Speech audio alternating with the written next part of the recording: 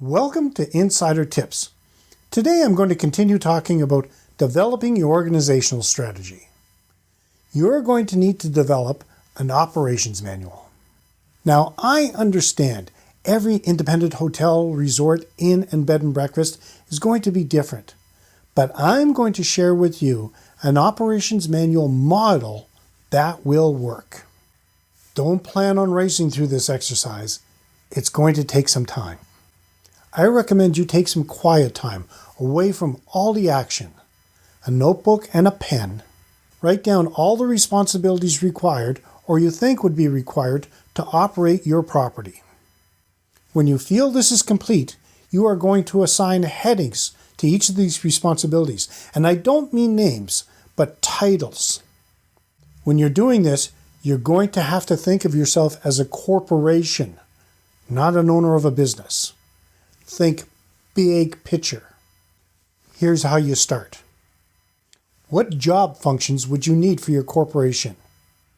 You would need a president or CEO, an operations manager, a marketing manager, human resource manager, finance manager, salesperson, advertising and research person, housekeeping manager, front desk manager, maintenance manager, restaurant manager, and on and on and on.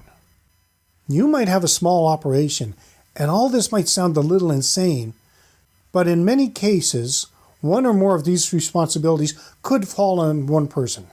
The important thing to remember is that each of these responsibilities has to be treated as a separate entity. And what I mean by this, each of these responsibilities has to have their own duties. Methods to do each duty effectively, and checklists to ensure they're all done correctly.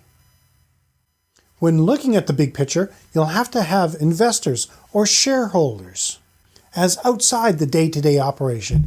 And as CEO, you'll have to realize that their main goal is to make a profit. So now that you have decided which departments are necessary to run your operation, you have to assign names. You might see your name there quite often.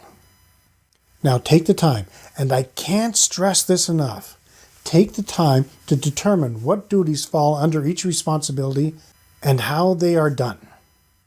And when I say how they are done, look at the most effective way and the tools necessary to complete each task.